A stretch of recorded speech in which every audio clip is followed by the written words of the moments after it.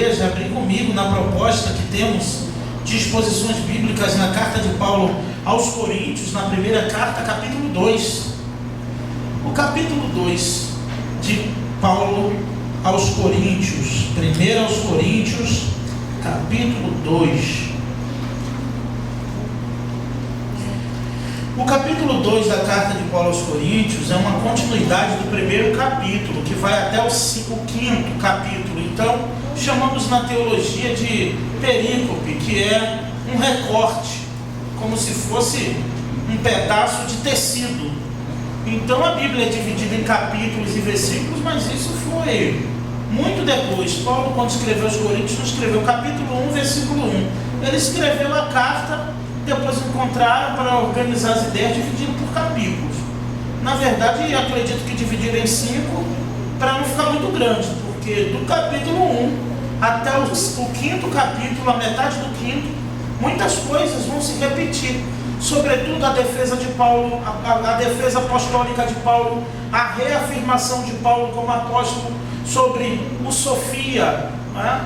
Que é a sabedoria que prevalecia entre aquele povo influenciado ali pela mitologia grega, pelos filósofos, a sabedoria, a pregação, o caráter da pregação de Paulo, que é mais um capítulo apologético, é mais um capítulo de defesa do próprio apóstolo.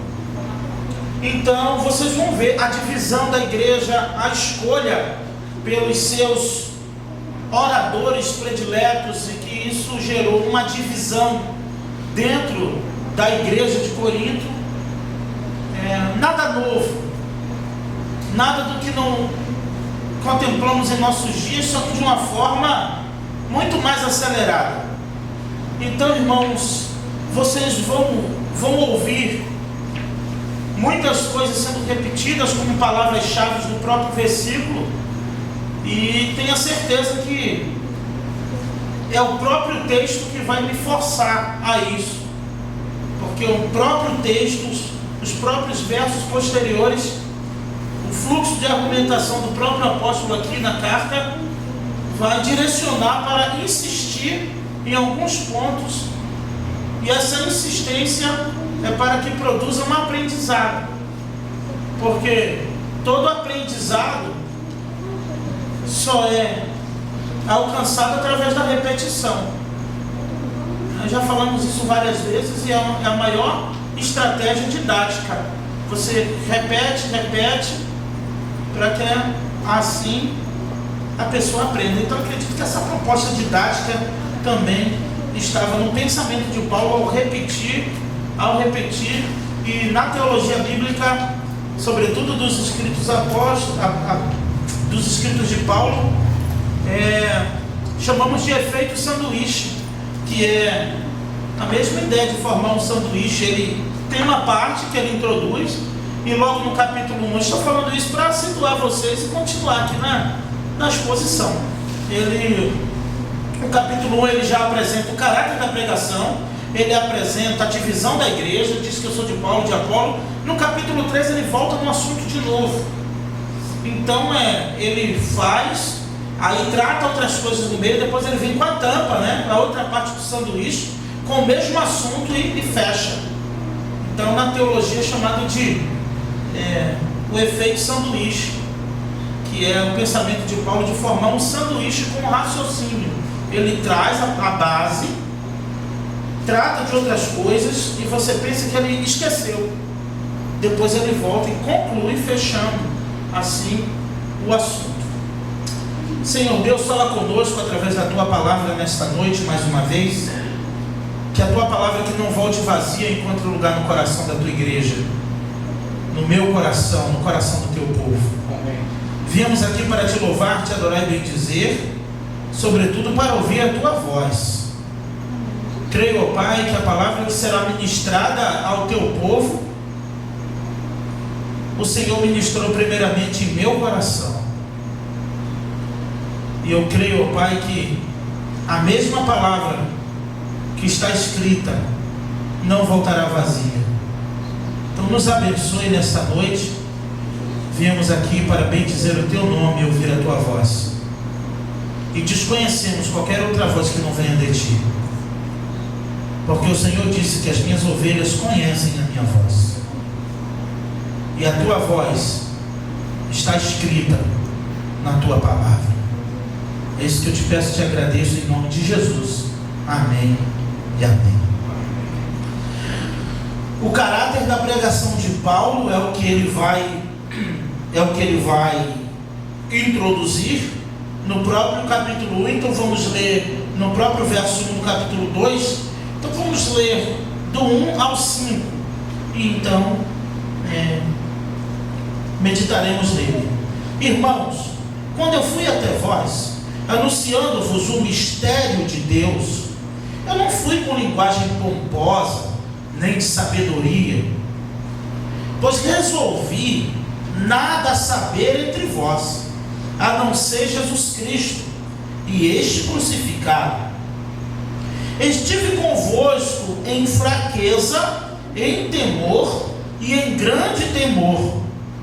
Minha linguagem e pregação não consistiram em palavras persuasivas de sabedoria, mas em demonstração do poder do Espírito, para que a vossa fé não se apoiasse em sabedoria humana, mas no poder de Deus. É a continuidade ou a continuação do pensamento de Paulo em tratar o problema em que ele soube pelos da família de Cloé, que estava acontecendo na comunidade dos coríntios. Divisão, dissensão, disputa, que na verdade fazia parte da cultura da época. Os filósofos, já falamos disso, mas não tem como não repetir, eles debatiam, sobretudo Paulo tem uma experiência em Atos 16, lá no 17, lá no Areópago, onde até um filósofo acaba se convertendo, ou Cristo convertendo aquele filósofo, e onde eles debatiam, e a ideia era quem tinha um argumento melhor, sobretudo a escola dos sofistas. Os sofistas, que vem do sofisma, que é da ideia de convencer, eles discutiam e argumentavam, e no final era dito ali, não sei porquê, não me aprofundei nessa questão, mas quem teve o argumento melhor que vencia. Eles se convertem, mas a cultura impregnada neles caminham com eles para o seio do Evangelho. Eu já gostaria de começar rapidamente, fazer uma aplicação, e que antigamente eu digo numa questão de pensamento, não de cronologia mesmo, sempre foi dito que Satanás luta para levar o mundo para a igreja, para o mundo, a igreja para o mundo. Então, sobretudo na Bahia, a época de carnaval, de trio elétrico, era a época que muitas pessoas desviavam. É uma linguagem do evangeliqueiro, desviavam. É porque nunca foram, na verdade, mas ele fala assim, desviaram, né? Só para ficar mais suave. Porque a ideia é que Satanás leva a igreja para o mundo. Então, principalmente as igrejas da Bahia, pelo menos na minha região, os retiros mais fortes de 3, 4 dias, as igrejas, a maioria delas se dedicam, e lá é muito barato essa questão de retiro, porque a maioria, por exemplo, a primeira igreja batista de Castro Alves aqui, 3 comércios depois, tinha um Antônio, dono de uma padaria, que tinha uma fazenda imensa. O rio que tem, acredito que tem, passa um rio chamado Rio Paraguaçu por dentro da fazenda. Olha que coisa linda. E para a igreja ele não cobrava nada para a gente ir para retiro para lá. Então, a maioria das igrejas, ele é um amigo do evangelho, vamos dizer assim. A maioria das igrejas, sobretudo, é o momento que se dedicam aos retiros para tirar a igreja da tentação do mundo, para que o trio elétrico não leve as pessoas. Porque tem um ditado na Bahia que diz que atrás do trio elétrico só não vai quem já morreu.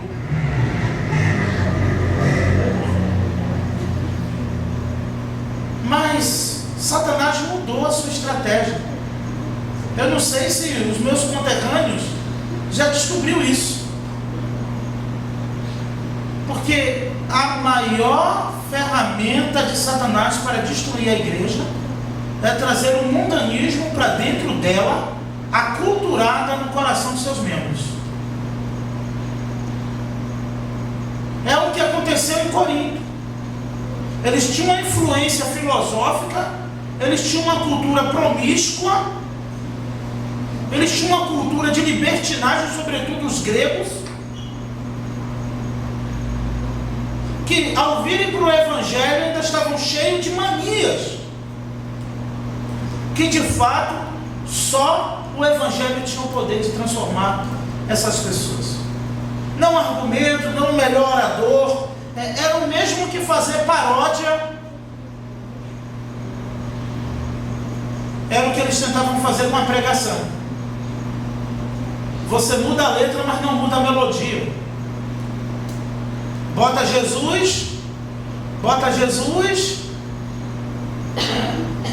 Eu não sei aqui, mas o marcha para Jesus na Bahia é um negócio sério. É um trio elétrico e mandando ir até o chão para Jesus.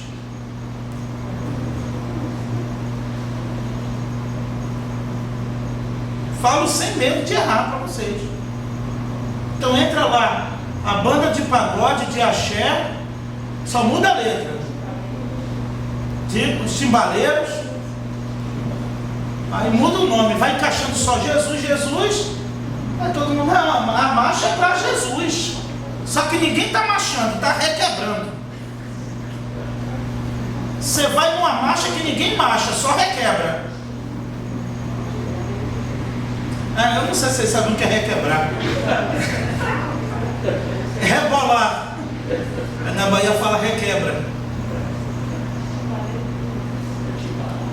A mesma coisa Paulo está lutando para arrancar essa cultura greco-romana, essa cultura promíscua, essa cultura da deusa Afrodite, essa cultura da prostituição, da divisão, essa cultura filosófica, essa cultura de sábios, governantes da igreja dos coríntios. E ele se justifica, ele se explica, ele se defende, dizendo: irmãos, olha, quando eu fui ter convosco, anunciando-vos o mistério de Deus, eu vim a vocês com um mistério. E essa teologia do mistério, na própria teologia de Paulo, tentaram descobrir até hoje que mistério é esse.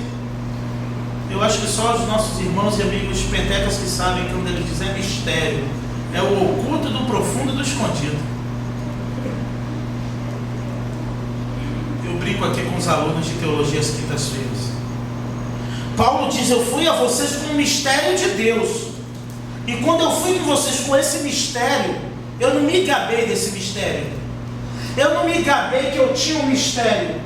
Eu não cheguei com pompa. Eu não cheguei como quem descobriu a pólvora. Quando eu fui ter convosco, anunciando-vos o mistério de Deus, eu não fui com linguagem pomposa de sabedoria.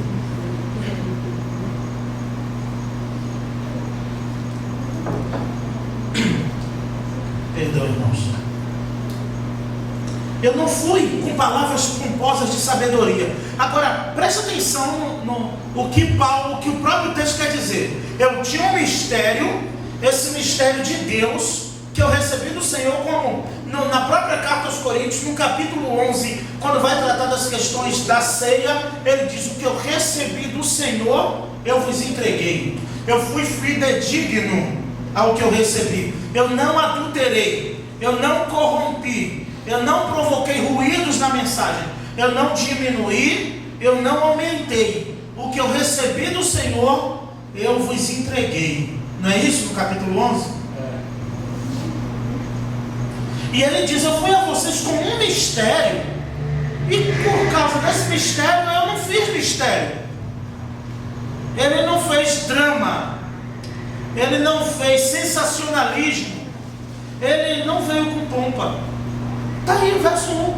Meus irmãos, quando eu fui ter convosco anunciando-vos o mistério de Deus, eu não fui com linguagem pomposa, nem de sabedoria. Ele está dizendo, quem está falando é uma pessoa que tinha bagagem para tal. Ele tinha competência, ele tinha formação, ele tinha qualificação para isso. E eu fui com mistério, não fui com palavras persuasivas. Aí 2, por quê?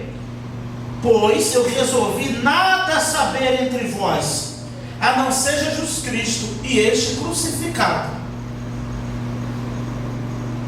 Ele tinha um mistério, que ele tinha plena certeza que era de Deus, que recebeu de Deus, e só quis saber de uma coisa: Jesus e este o crucificado. Eu fico pensando a tentação de muitos em florir o Evangelho, e com todos os desejos do seu coração tentam florir, tentam inibir a proposta do Evangelho. Escondem a cruz. É isso aqui. Certa igreja tinha um pregador que ele era muito alto, altão, era o pregador principal da igreja, e tinha uma cruz muito bonita, iluminada atrás, na direção do púlpito, só que ele era muito alto. Então, diante da igreja, o plenário nunca conseguia ver a cruz, porque ele era muito alto, altão mesmo, e pregava. E depois, uma noite, aquele pregador não foi um baixinho, e aí quando ele subiu, viram a cruz, que já fazia tempo que quase não viam, a cruz lá fluorescente, iluminada, bonito, desenho, nem imagem. E uma criança falou assim: mãe, com esse pregador agora dá para ver a cruz, com o outro não dava não. No sentido espiritual é assim. Tem muitos pregadores que escondem a cruz de Cristo. O máximo que ele puder esconder, sabe por quê? Porque quando eu escondo a cruz, eu escondo as obrigações dos servos. Quando eu escondo a cruz, eu escondo a renúncia. Quando eu escondo a cruz, eu escondo a abnegação.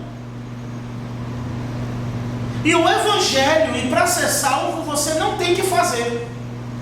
A proposta do Evangelho é deixar de fazer. O que eu preciso fazer para ser salvo? Nada. Agora, se você me perguntar o que você precisa deixar de fazer, eu te dou uma lista.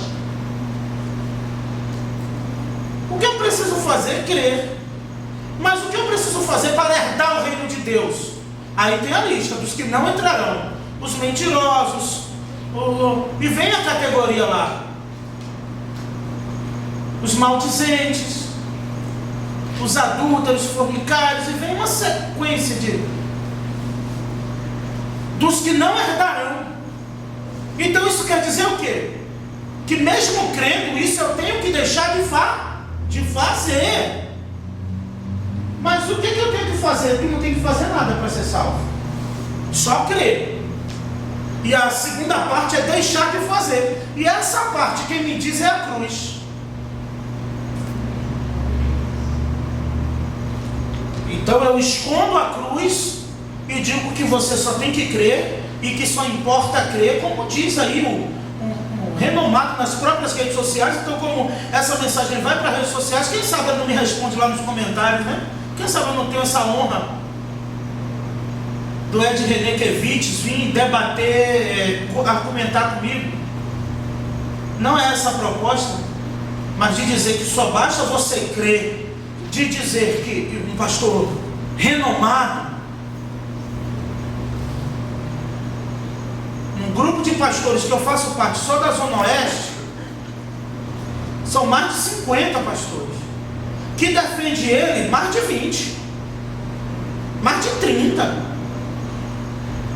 porque o que ele diz nas redes sociais, o que ele diz no canal do YouTube, que se você crer, não importa, você pode estar no leito adulterando, você pode estar pecando, não importa o que você está fazendo, você só importa, o que importa é isso, você crê em Jesus, adora a imagem, não bebe, fuma, cheia, nada disso, só crê, então não importa o que tu faz, tu és salvo, porque não é pela fé que somos salvos. Qual o tamanho da tua fé? A minha fé é imensa, a minha fé é do tamanho do mundo. Então não importa o que você esteja fazendo, porque a salvação não tem a ver com fazer, tem a ver com crer. Não é convincente? Eu não vou nem explicar muito, que vai que alguém concorda mesmo. A explicação é tão palatável, não é verdade? Não é tão coerente, que vai que cola. Então é melhor eu parar por aqui, né? Porque é melhor deixar esse negócio quieto. Deixa mesmo. É mistério. E ele explica melhor do que eu. Eu estou falando assim, áspero, falando por falar, mas ele fala é bonito, adocicado. Ele fala, né? Você é a favor do aborto? Eu sou. Você é a favor do relacionamento homoafetivo? O que importa é o amor. E o amor quem deu foi Deus. Então se tem amor no coração do outro, quem deu? Então eu respondi ou não? Olha. E é isso. E é essa a proposta que estão em nossas redes sociais. E pasmem o que eu vou dizer aqui. É conveniente para muitos membros repostarem seus status e stories. Me bloqueia para eu não ver, porque se ver eu vou falar. Me bota invisível. Não tem lá uma cena de botar invisível? Aí foi botar um pastor que era muito enxerido. Eu quero botar aqui um negócio do Ed Relê, do Led Leonardo, do David Leonardo, não, David Leonardo, quer botar aqui não sei quem, o pastor fica aqui. Visualização, aí já está o pastor aqui. Eu sou assim. Faz igual alguns, já me bota logo invisível que eu nunca vejo nada. E aí eu digo, quem me coloca invisível, eu digo, aí tem. Se não tivesse, não ia me colocar invisível. O pastor não me deixa nem pecar direito.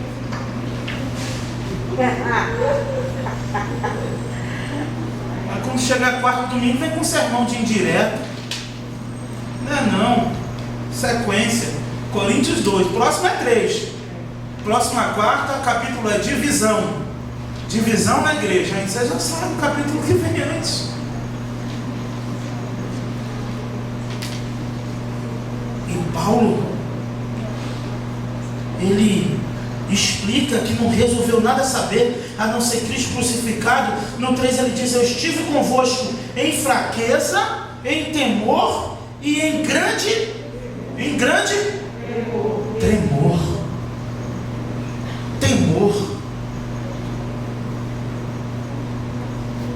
E é o que falta nessa geração. É o que falta em muitos que se dizem cristãos e sem julgar. Quer ver tu saber se tem temor? Porque se não tem temor de Deus,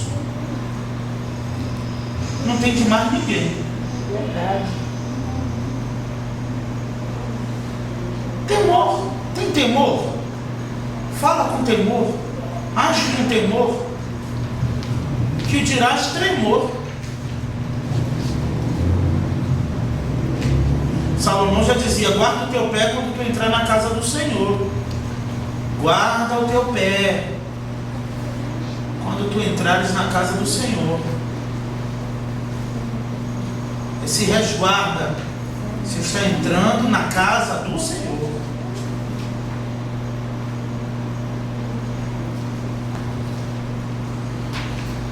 Do verso 1 ao 5, Paulo fala do caráter da sua pregação. A minha linguagem, o 4, e pregação não consistiram em palavras persuasivas de sabedoria. Sabe o que é persuasão? Quem tem o poder de persuasão, persuadir. Tem um dom, tem curso para isso também, tem curso de marketing, de oratória, de propaganda, cursos seculares, que fazem profissionalizantes, só que muitos usam isso para fazer marketing com o evangelho. Mas como promover um evangelho palatável com a cruz? Tem que arrumar um jeito de escondê-la.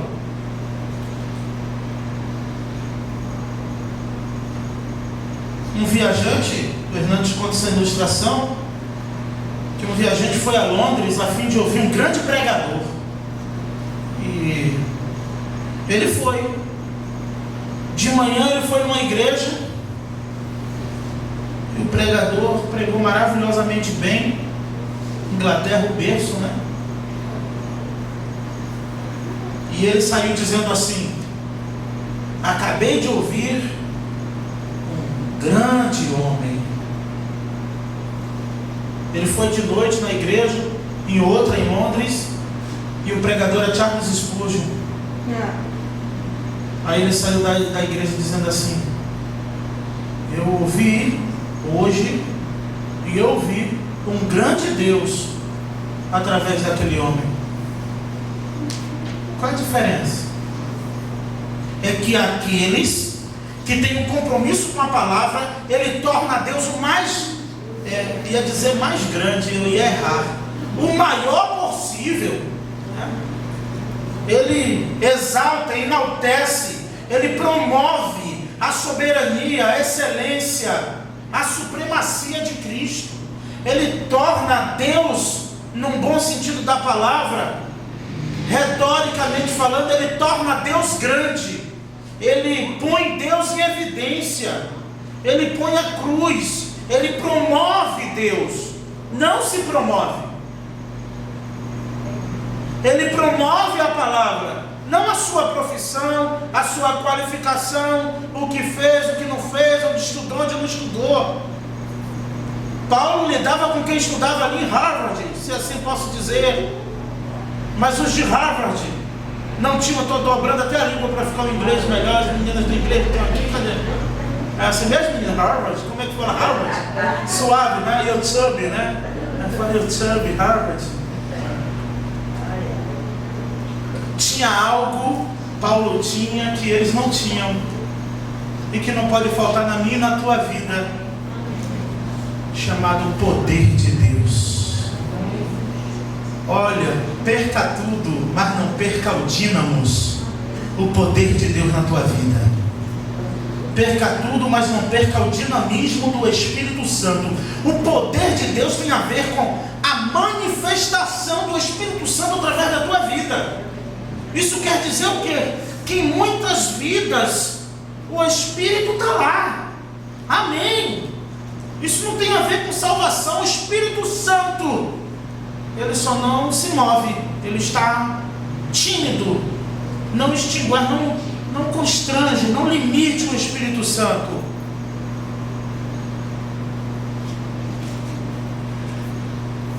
Você pode estar em um lugar e ninguém te perceber e você está ali, mas você pode se manifestar, tomar uma atitude, fazer alguma coisa e fica evidente que você está ali.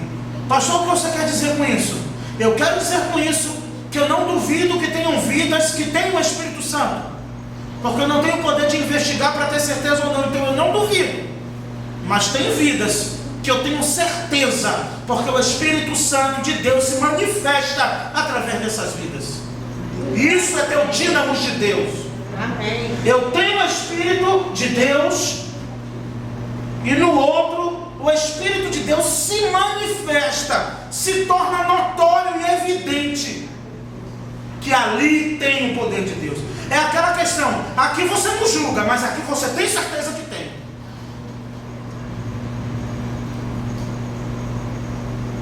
Eu não julgo, não duvido, mas aqui eu tenho certeza que é uma vida cheia do Espírito Santo. Porque é latente, você vê o Espírito Santo se mover através dessa vida. E é notório. Então Paulo vem com uma proposta de fraqueza, de abnegação, para apresentar aquilo que é o símbolo da cruz: renúncia. E ele faz isso lidando com lobos devoradores, porque a ideia é: eles são bons, eu também sou. Eles são poliglotas, bons filósofos, eu também tenho minhas ferramentas. Só que Paulo, sabendo que a igreja estava enxertada desses, em vez de ele chegar abrindo a caixa de ferramentas com mais sabedoria ainda, puxando os diplomas da gaveta, mostrando que estudou lá com Gamaliel, filho de Hilel, mostrando toda a sua formação, ele pega e considera como esterco. Aquilo que ele podia se gabar, ele jogou fora.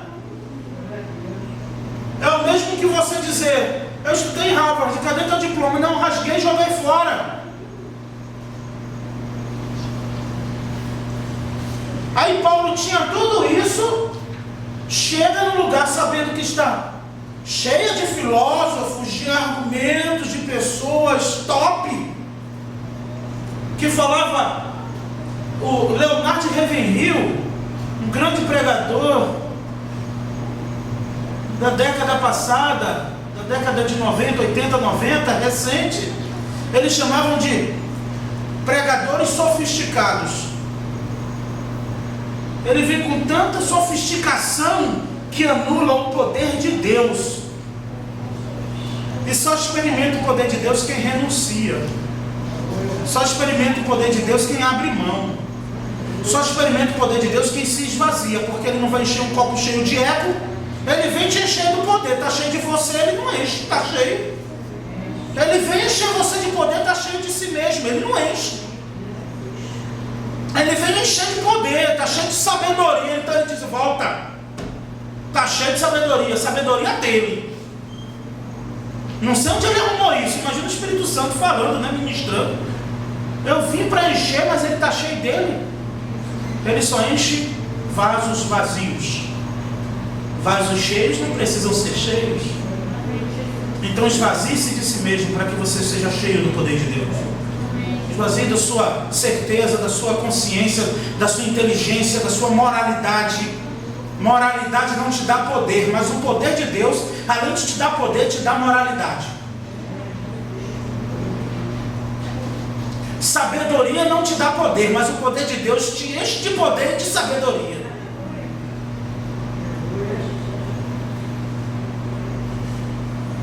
Porque uma das marcas dos fins dos tempos, Paulo escreve a Timóteo no capítulo 3, quando a juventude lá em 2019 pediu para pregar nesse texto, lembra? Capítulo 3 de 2 carta a Timóteo, que é uma geração narcisista, que nos últimos tempos, olha aqui, os homens seriam amantes de si mesmo. Olha um sinal do fim dos tempos. Tem noção que isso é um sinal de que estamos nos últimos dias? Os homens serem amantes de si mesmo. Tem tantos sinais: apostatarão da fé, nos últimos tempos não suportarão a sã doutrina. Tem tantos sinais do fim dos tempos, mas se vocês observarem, estão todos acontecendo ao mesmo tempo. Apostatando da fé, não suportam a sã doutrina, está tudo junto. E são amantes de si mesmo. Trairão uns aos outros, mentiriam uns aos outros, e daí para pior.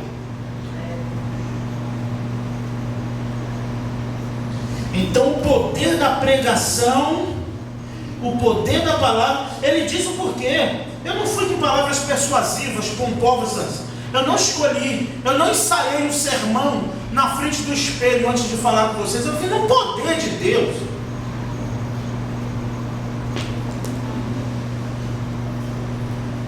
Eu tinha um professor no seminário que ensinava a pregar.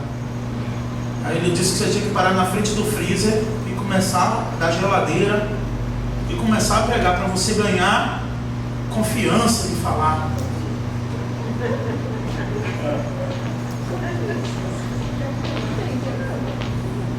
Nem tudo que a gente aprende também, né? Se for botar em prática. Aí você não tem vida, porque quando você abre a boca, você fala do que está cheio. E se você está cheio da palavra, tão somente tu abre a tua boca e o Senhor falará por ti.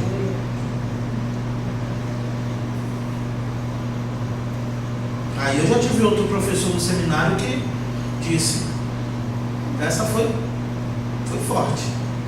Quando não souber o que pregar, pregador, quando faltar o assunto, prega sobre Jesus. Olha só, fala de Jesus, é porque estão tão falando de si mesmo, são tantos temas, que Jesus está fora do tema, Espírito Santo está fora do tema, cruz está fora do tema. Aí ironicamente ele diz, quando tu esqueceu o que fala, não tiver ideia, aí tu prega sobre Jesus. Na verdade é nesse dia que você vai estar pregando mesmo, no dia que Cristo for o centro da tua vida. E Paulo diz, para que a vossa fé, ele foi não foi para pessoas vivas, mas em demonstração. O que eu disse, a manifestação, é demonstrado, é visto, é notório, do poder de Deus. Uma irmã de uma igreja batista tradicional como a nossa, um dia chegou para um outro pastor que pregou e chamou aquele pastor e falou, pastor, eu queria falar uma coisa com o senhor, mas eu não sei se é certo, porque somos batistas e tradicional. É certo o que eu senti quando o senhor pregou? Aí o pastor perguntou o quê? Eu senti um arrepio, eu senti algo diferente em mim. Eu tenho tantos anos de crente, nunca senti isso. Eu falei, aí o pastor respondeu, porque o que você sentiu foi a presença do Espírito Santo de Deus, o poder de Deus que se manifestou em você. É verdade.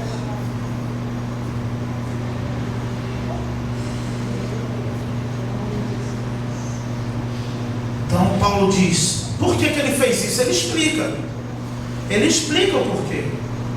O porquê que ele veio em fraqueza. Paulo usa muito isso, eu me fiz de fraco. Ele diz, para ganhar os fortes. Isso mesmo, Rogério.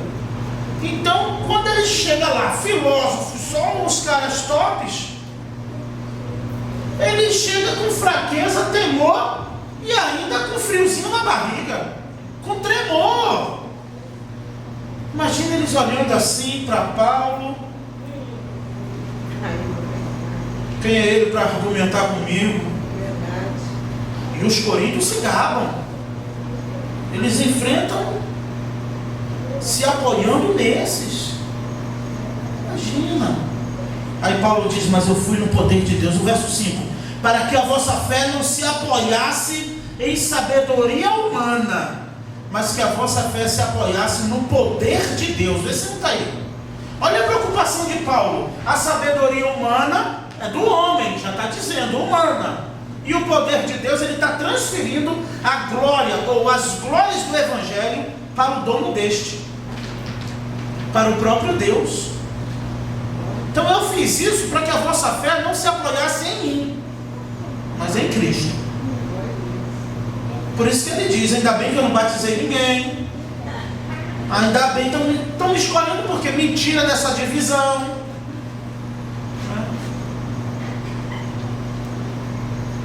Justamente por isso. Na verdade, a partir do verso 6, falamos de sabedoria entre os que já são maduros, não porém a sabedoria desta era, nem dos seus governantes, que estão sendo reduzidos a nada. Vocês estão vendo isso acontecer com os nossos governantes também? Sendo reduzidos a nada? Não é a sensação mesma do que Paulo escrevendo hoje? Palavra de Deus viva e eficaz que se renova? A sabedoria desses homens se resumem ou se reduzem a nada. Verso 7, mas falamos, de novo a palavra mistério, mas falamos do mistério da sabedoria de Deus, que esteve oculto, o qual Deus preordenou antes dos séculos para a sua glória. Deus revela mistérios ocultos. E Paulo não fala no plural, é sempre no singular. O mistério. No final, o mistério é a cruz. A geração de hoje diz grande mistério.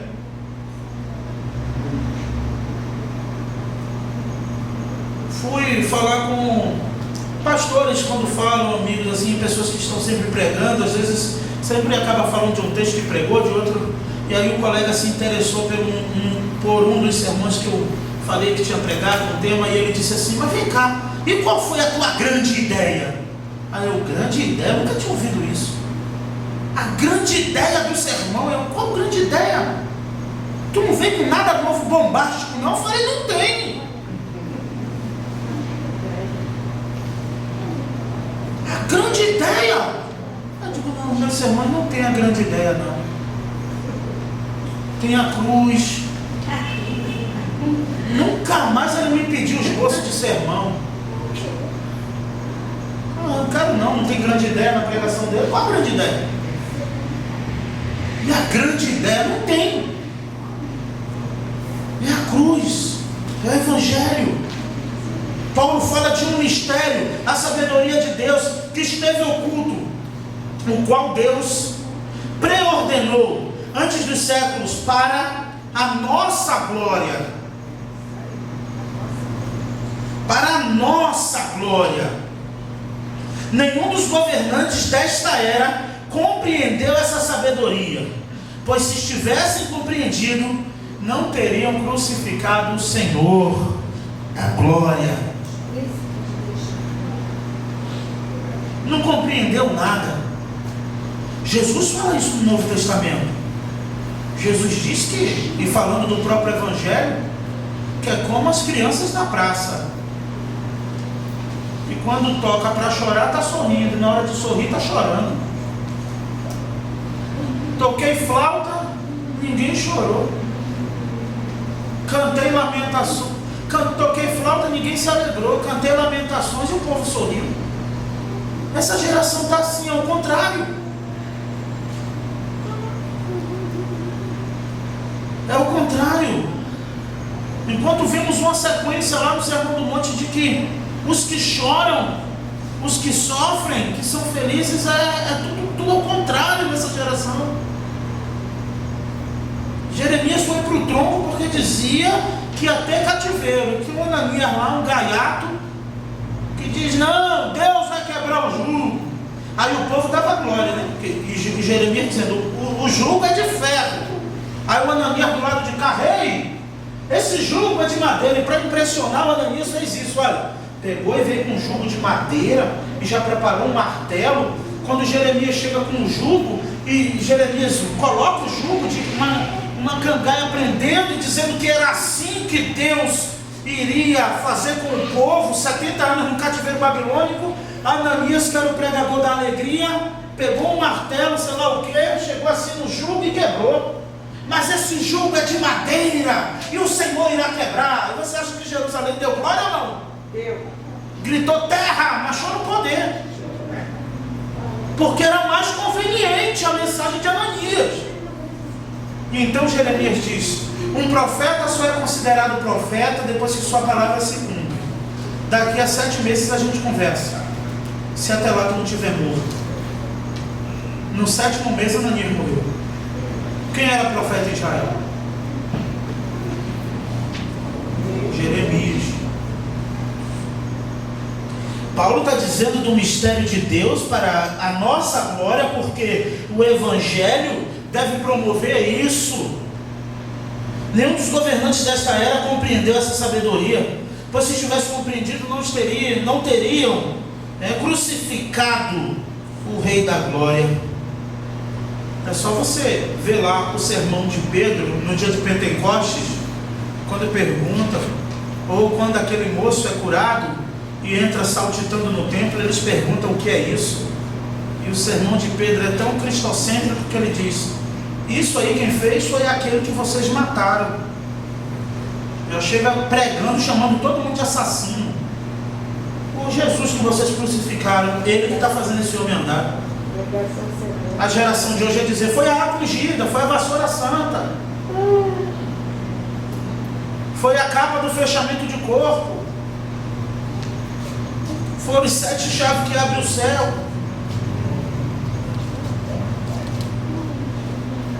7 chaves que abrem o céu, nada. Aí Paulo diz, 9, porque está escrito, as coisas que os olhos não viram, nem dos ouvidos, nem ouviram, nem penetrou o coração do homem, o que o olho não viu, o que o ouvido não ouviu, e que jamais penetrou. O que isso quer dizer? Que aquilo que jamais passou na sua mente, que você nunca teve nem ideia, é o que Deus tem preparado para aqueles que o amam. E se você ama o Senhor, Ele tem isso preparado para você. Aquilo que o teu olho não viu, os teus olhos não viram, com os teus ouvidos vocês não ouviram, e jamais penetrou no coração do homem. Deus, porém, revelou-se a nós pelo seu Espírito, pois o Espírito examina todas as coisas, até mesmo as profundezas de Deus. Só conhecemos a Deus através do seu próprio Espírito Santo, porque até a nossa oração é traduzida por Ele. Ele intercede. Interceder é entrar na frente. Então quando tu ora, Ele está entrando na tua frente e falando com Deus por você. Já tentou apartar uma briga? Não é bom, não é recomendado. O outro está lá valentão e você está aqui, não, calma, rapaz. Não, e está o outro aqui, segura, senão bate. Se você soltar, não bate nada, né? Você sabe que o outro é fraquinho, franzino, e está aqui, não, não foi isso, é uma brincadeira de mal, não. Quando você e eu, quando nós oramos, o Espírito Santo intercede por nós com gemidos inexprimíveis. Ele, se eu pudesse explicar de uma forma humana e mais simples, é ele entrar na frente de Deus e, deixa que eu falo, não fala você direto, eu falo, Deus, fala, é isso. Ele traduz, ele faz uma edição legal na tua oração, porque até as profundezas de Deus ele prescruta, que ele é o Espírito do próprio Deus, para revelar qual é a vontade de Deus aos seus filhos. Por isso que só entendem as coisas de Deus quem tem o Espírito de Deus, porque o Espírito de Deus vem para revelar algo. Para quem não tem o seu Espírito não vai entender nada, é loucura. Mas quem tem o próprio Espírito, que é de Deus, aí testifica, entende. Já viu quando tua mente dá um clarão, que você compreende, que você entende, que parece uma moedinha que caiu lá no fundo? Trim!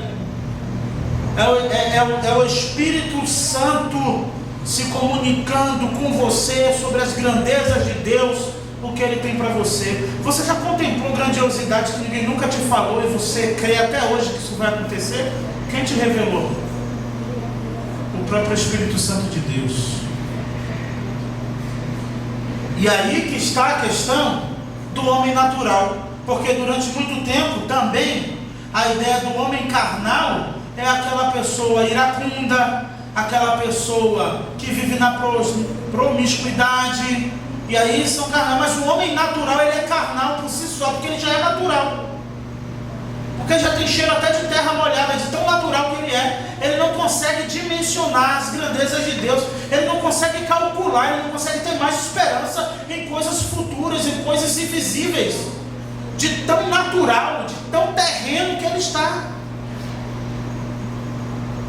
E o homem natural, finalizando aqui, não compreende as grandezas de Deus, como diz o próprio texto, pois o homem conhece as coisas do homem.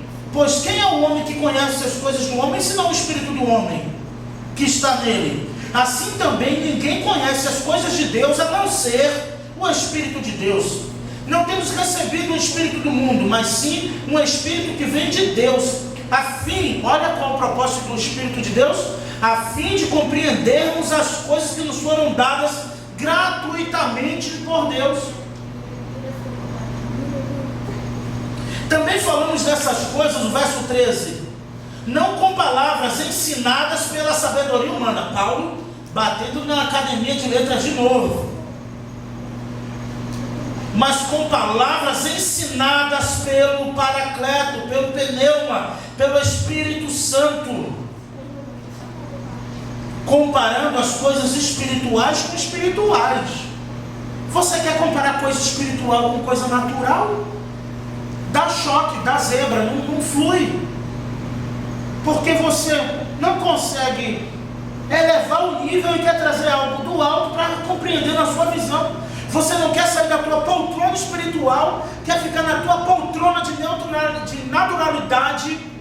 Você quer ficar na tua poltrona do comodismo, do entendimento, da razão, a razão, o intelecto, que foi aí que surgiu, então, que Deus está morto. O darwinismo se baseia nessa questão, porque a fé é uma muleta. Agora o homem pensa, agora o homem é inteligente, agora o homem tem razão, agora o homem consegue argumentar, ele consegue pensar porque na vida dele deu errado ou não, porque ele calculou errado. Então ele não precisa mais de Deus, porque ele já pensa por si só. Aí quer trazer coisas espirituais para a poltrona de quem é natural. A poltrona que eu digo é do comodismo, da naturalidade. Não consegue pensar em nada espiritual, não percebe. Temos que ter esse cuidado, meus irmãos, para não cairmos na rotina do Espírito Santo se mover, se contorcer, dar cambalhota perto de nós e a gente nem está percebendo, porque estamos tão naturais que perdemos a visão do espiritual. E para ser carnal só basta ser natural, que você já está com o pé na carnalidade. Porque o que ultrapassa do teu raciocínio lógico você não crê. O que passa do teu raciocínio lógico, da tua matemática exata, tua mente trava. É o mesmo que, posso dizer, irmãos, imagina, chegar aqui, vamos supor que realmente fosse algo direcionado por Deus, né? Não usando Deus para manipular a fé dos outros, né? Infelizmente muitos fazem isso. Irmãos, Deus me revelou que em setembro vai ter tanta gente aqui que já vamos começar a quebrar agora essa parede, já jogar lá para encostar no Raves e já começar a fazer uma obra grandona, porque não vai ter lugar de tanta gente. Aí tu olha hoje, pandemia, crise financeira, fazendo uma campanha para pintar a parede da frente e um portão.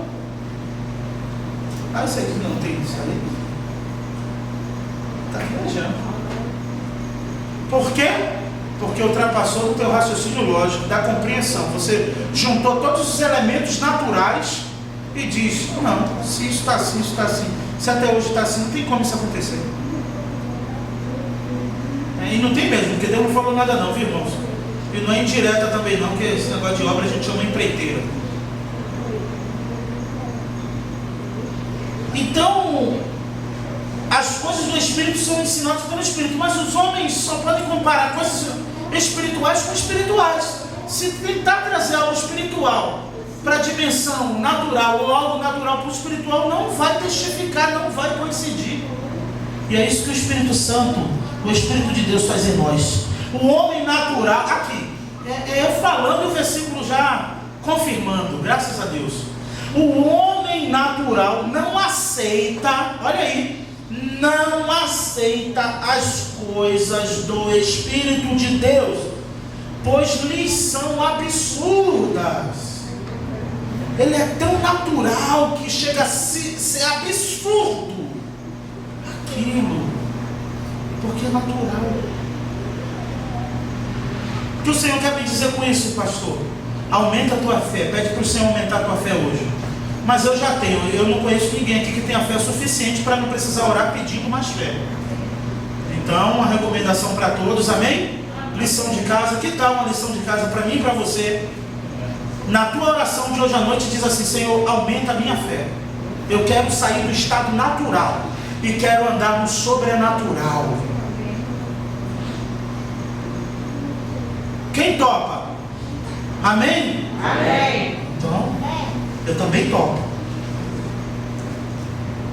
Ele não pode entender, compreender, pois lhes são absurdas, e não pode entendê-las, pois se compreendem espiritualmente. No verso 15 e 16: pois aquele que é espiritual, aí veio o espiritual, acredito que somos nós, a minha igreja, somos nós aqui, agora está falando da gente. Antes não estava falando de ninguém aqui não, agora é só nós, eu e você, fechado aqui, literalmente tudo fechado, só nós aqui. Mas aquele que é espiritual compreende todas as coisas, ao passo que ele mesmo não é compreendido por ninguém. Pois quem jamais conheceu a mente do Senhor para que possa instruí-lo? Mas nós temos a mente de Cristo. Amém. Nós temos a mente de Cristo. Uma geração sábia, tão natural, que pensa que pode instruir até Deus como agir. Mas nós não. Nós temos a mente de Cristo. Que o Senhor conserve a tua mente cristã. Amém. Que o Senhor conserve a tua mente cheia da palavra de Deus. Amém. Que toda vez que vier a fraqueza, toda vez que vier o desânimo, toda vez que vier a vontade de deixar tudo para trás, a mente de Cristo, a palavra de Cristo, o Espírito de Deus acenda a chama no teu coração. Amém. Que assim seja. Não perca, não esmoreça, não abandone a tua fé. Amém. Não troque o sobrenatural pelo natural. Amém. Não troque. Continue pensando nas coisas do alto, executando as coisas da terra, mas pensando nas coisas do alto. Amém? Que Deus nos abençoe.